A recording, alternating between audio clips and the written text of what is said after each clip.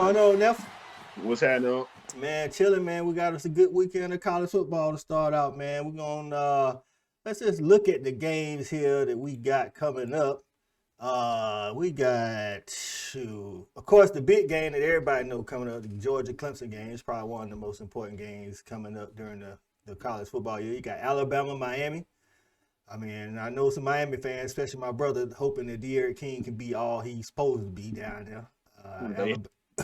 That's what. Because if he ain't, it might get ugly quick down there. You got Florida State, Notre Dame that Sunday, and start out that Thursday. You got Ohio State. I think they got to go to Minnesota. You got Texas and Louisiana, and I think, if I'm not mistaken, Louisiana only lost like one game last year, and I think they're trying to come for Texas. Texas got a new quarterback, new coach. The dude that used to be the offensive coordinator at Alabama, Steve Sarkisian. He now the coach at Texas. So it's always a good year to catch a big program when they change the coaches. You got Penn State, Wisconsin, LSU and UCLA. That Friday, North Carolina got to go to Virginia Tech, which I ain't never got to go. I want to go to Virginia Tech. I never been to Blacksburg. I heard it get live up there. Yeah. And then that Sunday, before Notre Dame and Florida State play, Jackson State and Florida A&M play. Florida A&M, by some of the people in the HBCU community, got them picked to win the conference. But you know, Jackson State got Deion and all the transfers from Power 5, so it's gonna be spotlight gonna be on them on ESPN on that Sunday. Oh yeah. But the one we gonna focus on, since you old former Cardinal, is the Louisville Ole Miss on Labor Day. Yes, sir. How you feeling about that game? How you feeling? I'm honestly hoping to catch it. Honestly, hope I can make it down there if one of my boys come through for me. You know. But I feel like it's a big game for both teams. You know, both teams haven't been playing too well the past couple seasons. You know, so I mean, I just hope to see a good game, honestly. You know, I'm a football fan. I just want to see good football. That's about it, honestly. My prediction, I feel like Ole Miss going to come out with it, you know. Yeah. I don't think we played too well since Charlie Strong left, I don't think we played too well against SEC schools, you know, stuff like that. If the game was at home, I think y'all would have a better shot because y'all was 4-2 at home last year. Y'all was 0, and I want to say 0-4 or 0-5 on the road. Yeah. So, and then y'all didn't really play no neutral site game because I couldn't find out y'all, and correct me if I'm wrong, y'all didn't play in no bowl game last year. I don't know if it was because of COVID or because they didn't make it or whatever it was. I think you got to win 6. Yeah, but I thought during the COVID year that, you know, they was letting some people, you know what I'm saying? Because of COVID, they were just giving bowls away. Right. Yeah, because Ole Miss only won 4 years. Okay, yeah, I get it. And see, what Ole Miss got, and we're going to talk about it, Ole Miss got a good offense, but their defense is trash. So it's like they lost to LSU last year. They lost to Auburn last year. And I think one game, they only scored like 21 points. So I think Ole Miss may win, but I don't know unless they get rolling. I don't know if it's gonna be like everybody think it's gonna be. You know what I'm saying? Because they can't stop nobody. Right. So, yeah. I mean, so you know, let's talk about that Ole Miss defense. I tell you, I did the numbers. So last year in total defense, Louisville was 39th, and Ole Miss was 126 out of 127. Yeah. Pass defense, Louisville actually was top 20. They was number 17. And pass defense, Ole Miss was 125. And that's what I'm saying. And then in rush defense, Louisville wasn't that good. They was 80th. But Ole Miss was even worse. They was at 101. So, you know what I'm saying? Like with defenses like that, like you played defense, man. What? I do that in the SEC though. That's what I'm trying to understand. Man, you know, I think like the last 2 or 3 national champions, man, they've been real off. Like even last year, Alabama, like they was I think they was number 3 offense in the nation. Florida was number 1. Alabama defense wasn't all that good. I think against the run, Alabama might have been in the 50s, dog. Like, I think because they moving to the point where so many of the rules you can't target. You know what I'm saying? Not that that's a bad thing. Yeah. It's like it's all benefits the offense. You can't, touch the receivers. You can barely touch the quarterback. You know what I'm saying? Yeah, I ain't think I take that into account. So, I mean, I think a lot of that's got to do with it. But the thing is, I think when you say you got a good defense, that just means you can get stops in the second half when you need to get stops. I don't think that means you shutting nobody down. True that. Yeah, and see when we had Grantham. Yeah, yeah. Goose egging teams, but we definitely got, nutted up when it was time to bow up, Exactly. Y'all had a good defense, but when y'all played a good offense, it was basically whoever could get one stop. You know what I'm saying? Yep. Like when y'all went to Clemson and it was Deshaun against Lamar, both offense was good, both defenses was good, but I still think the game was in the high 30s. Yeah. You know what I'm saying? So I think that's why. But with Ole Miss, I think it's like they can score whenever they want to, but they literally cannot stop anybody. Yeah. And so when you got that, you can't make no mistakes on offense when you can't stop nobody. Like I think when they played Alabama last year, they put up like 600 yards of offense. They scored like 48 points maybe. And Alabama beat them like 52-48 because they, on offense in the fourth quarter, they started doing low snaps. Matt Corral wasn't catching the snap. So basically, like, if it's 2nd and 10 and you snap the ball low, you got to cover the ball. That's a loss down. Right. I think one drive, they did that twice. So when you can't get that key stop, what you going to do? Right, yeah. Defense killing them. Yeah. So, but like offensively, let's see what we got. Louisville wasn't as bad offensively as Ole Miss was defensively. So Louisville total offense was 29th, pass offense was 48th, and rush offense was actually 29th too. So they was in the top 50 at least in offense. Now Ole Miss on the other hand. Oh, them boys be stressing me out trying to throw that ball, boy. Oh my God. Well, y'all got Malik Cunningham coming back, man. What you think about Malik Cunningham? I like Malik, man. I like Malik as a leader, you know what I'm saying? Especially for the team that they got now, you know what I'm saying? Yeah. I feel like he fed off of the guys that we played with, and we fed off the guys that played previous before us, so it's just translated. He got that same attitude that we came in with. So I like Malik. As far as passing the ball, man, he could be better. Yeah.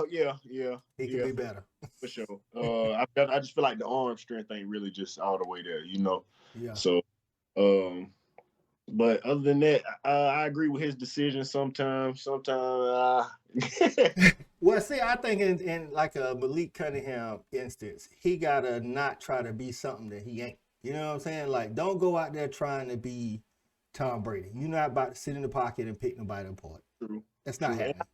And I think he's figuring that out a little bit. You know what I'm saying? I think he's figuring that out. So. And the good thing, like, he don't have to be Lamar Jackson either. Like, you ain't always got to run 60, 70-yard touchdowns. You got to find that balance. Like, take the check down on 3rd and 4. You ain't got to throw it downfield. Take the check down and run it back coming out of the backfield. Or run for 4, get down, slide. And that's what I like about his decision making. I see him do that a good bit. Like you said, just hit the check down.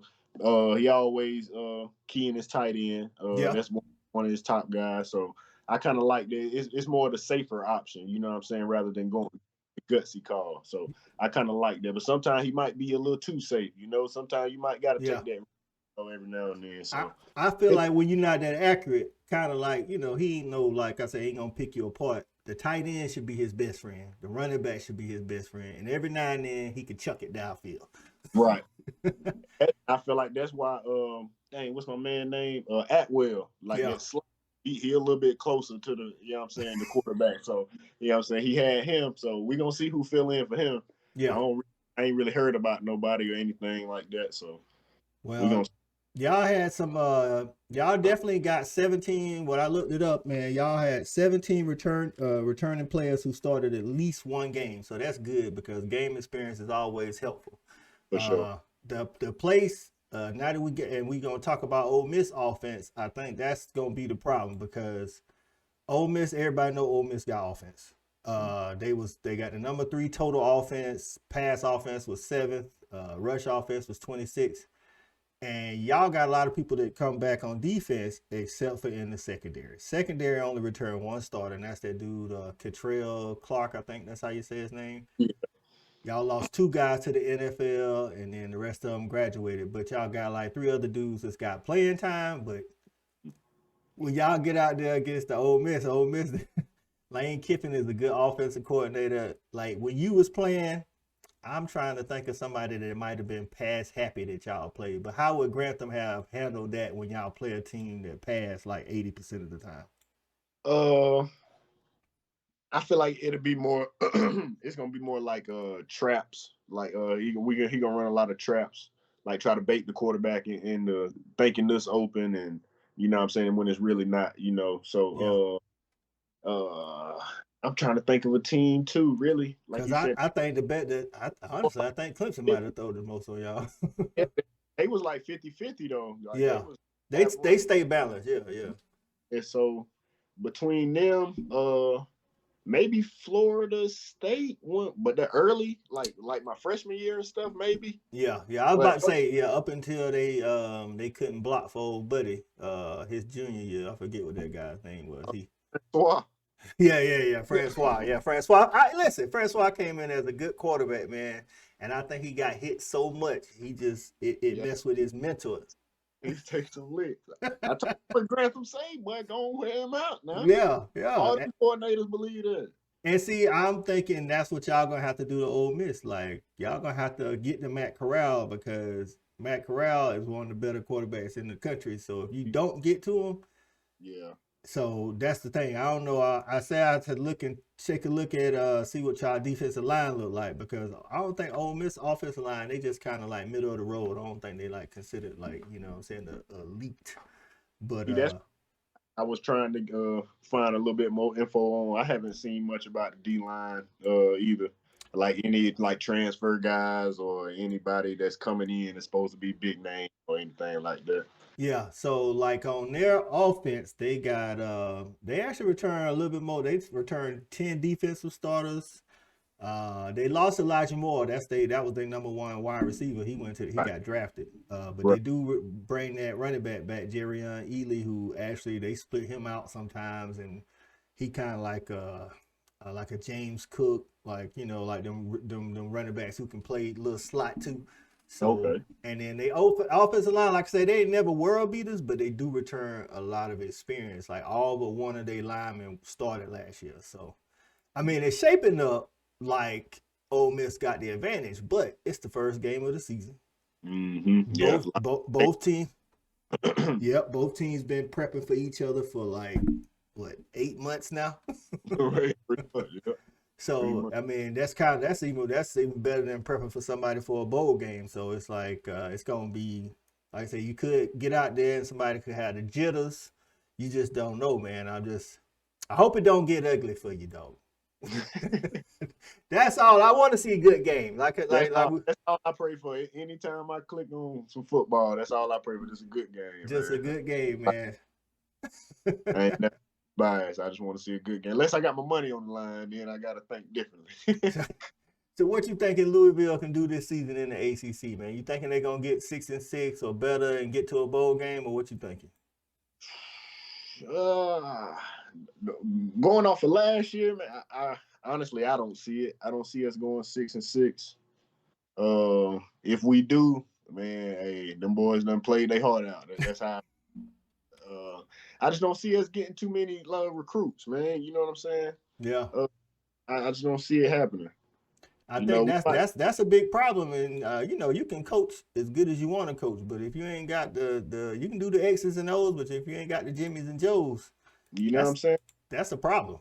And we might get a few sleepers every now and then, you know what I'm saying? But I don't see us just bringing in a good guy, a good group of guys to make a good team, you know? Yeah. Like make a run. So. Well, I thought, you know, when y'all got the dude, he was one of the other guys, because first App State coach went to Missouri, Drinkowitz or whatever. And then you got this App State coach came in. Now he coached there, and I think a lot of people expect him to keep winning like he was winning at App State. And if he don't, I don't think he's gonna be there too much longer, because last year wasn't good. Yeah. It may come it may come like after a while. You got to give them time. I don't see it happen overnight or in 2 years or something. You know what I'm saying? I say you got to at least give him at least 5 years to build that program. Because Coach P tore that program all the way down, bro. No, he did. He did. Yeah. All the way down, bro. And so how is it like with the, I know you can get to be around the boosters a lot, but the feeling in Louisville is for football, is it like a win now mentality? Because if it is, then his time might be shorter than it need to be. But, you know, if it is like the outsiders perceive it like, yeah, they good in football, but it's really a basketball school, you know what I'm saying? Then he might have a little bit more time. That's kind of how I look at it. That's kind of how I think it is, you know, especially with our new AD. I think he probably done been there maybe 3-4 years now. Okay. I think when all that stuff went down, Jurich and all that stuff with the basketball, all that stuff. But so I think with him being there, I think it's more of like they gonna give him some time. You know, it ain't more like win now, you know, or you out of here. Well, that'd be good because I mean, you know, with all the changes in college football, like I said, I was telling you off camera, you know, the ACC, Big Ten, and I think the Pac-12 trying to come up with some kind of alliance that might help with recruiting. You know what I'm saying? True. And if he can start getting recruits, maybe he can. I don't know. The jury's still out, you know, if he's a good coach or not. Like I said, he won at App State, but, you know, in the last like 15, 20 years, everybody been winning at App State. So so I don't know if he's a real good coach or not. But hopefully they'll give him a good shot and not base this. Because I actually think Ole Miss is going to be one of the surprises of the West. Because if they can get their defense together, like I said, like I say, they return 10 starters. And if that's the case, regardless of how the game turn out on Labor Day, if it go bad, I hope they don't like say, oh man, it's time for this dude to go, because they really are playing a Heisman candidate quarterback. You know what I'm saying? They playing one of the best offensive play callers in the game in Lane Kiffin. So, you know what I'm saying? Yeah, I don't see that happening though. I don't think so. It's just like I say, man. I feel like everybody understand what he doing right now. He's rebuilding from ground zero, bro. Like, and I feel like they understand that, and they gonna give him a chance to they make a name for himself. Hopefully that is it, because you know Charlie Strong, he won a lot. Then even though Coach P towards the end tore it down, y'all won a lot when y'all was there. You know, right. You know, but I feel like, man, once we lost L, man, all the rest of them boys, man, I can tell you the attitude them boys had towards him, man, they wasn't playing for him. So I can tell you he lost that team all day long. Like, it was. Well, thinking of that, hopefully y'all will get a quarterback recruit like somebody like that, because Charlie Strong was good. He was good defensive, but he had Teddy Bridgewater. You know what I'm saying? And Teddy Bridgewater was that dude in college. And then, you know, Coach P, he had Lamar. Mm-hmm. I mean, you know, it is what. Like I told, that recruiting, boy, that recruiting play a factor, man. Yeah. Because low key, I swear, man, you know, like little gossip on the team. Yeah. Like if it was for Coach LT, Lamar Thomas, played at Miami or whatever. Yeah. If it wasn't for him, they said Lamar wouldn't have came to Louisville. So like he basically, you know what I'm saying, recruited, you know. So like, recruiting is big, man. It's big. It's why the top stay at the top. I mean, you know, coaches win the big games, but recruits get you to the big games. You know what I'm saying? I agree with that. Yeah, so like you can have good recruits and that can take you through the season, but when you meet another team with good recruits, that's when the coaching come in. You know what I'm saying? So, and that's where I think, you know, Ole Miss definitely got the advantage, the recruits, because it's the SEC. It's easy to sell the SEC. Yep. This who we play. This is, you know what I'm saying, all day long. I'll take that. Yeah, we put out this many NFL people. We get to play Alabama. Like, you know, with Ole Miss, nobody wants to really go to Mississippi, like the state of Mississippi, but but you could say, hey man, we play Alabama, LSU, Auburn, Texas A&M every year. Mm-hmm. And every, you know, depending on who which rotation it is, you might get to play Florida, Georgia, Tennessee, like whoever, and they like, yeah, I'll do that, as opposed to going to, I don't know, a Boston College who's probably on the same level as Ole Miss in the ACC, and they like, well, I don't want to go to Boston, and all they do is get beat by Clemson every year. and run the dang on ball. Yeah. Well, hey, last year I think the new coach. I think last year they trying to change. I think they threw more than they have in the past, but they still wasn't all that good though. Man, I used to hate practicing for them, boy. Man, 3 tight ends, 13 personnel, man, be hot, man. So you ain't like practicing for people who run a lot of tight ends? Oh nah, man. I mean, it got easy to me. Like once I started understanding football, it got way easier to me. Cause Carolina High School is cover 1, cover 3. You know what I'm saying? Like it's simple. Yeah. Like once I started understanding holes and gaps and where the field at. Yeah. If this man go here, like all that type stuff, like that's when I got comfortable. I was like, okay, it's just simple. I just imagine he a receiver and boom, boom, boom. It's the same thing. When y'all preparing for teams defensively, like you say, we couldn't even really think of nobody that really passed a lot when you played during them 4 years. But is it really that much different preparing for Boston College than it is for Syracuse? Yeah, just play calling, okay. Man. Like, when I was playing, when we played Syracuse, when I tell you the most tired I ever been in a game, they running that no huddle, like just speed up, tempo offense. That's what it is, tempo. So it's like, man, it's 10 seconds in between every play, bro. You got to line up, get set, go make the tackle, chase him. They line back up. They bringing in fresh guys. Y'all the same, man. It was hell. But so then when you go prepare for Boston College, it's more slow. It's more, they want to eat up the clock. You know what I'm saying? We going to load up these tight ends, going to leak out a tight end, like have him leak out play action type stuff. It's definitely different for sure. That's more like NFL type. That's what I would say. Okay.